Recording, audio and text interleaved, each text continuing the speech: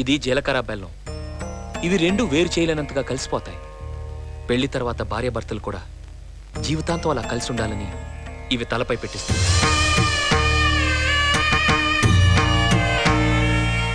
ఇది మంగళసూత్రం.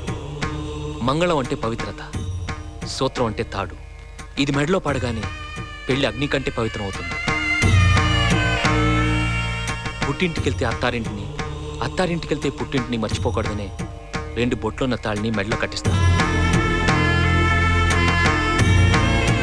తలంబ్రాలంటే తలపై నుండి రాలిపడేవి. ఆ ఇంట్లో సిరి సంపదలు కూడా అలా వచ్చి పడాలనే తలంబ్రాలు పోయిస్తారు.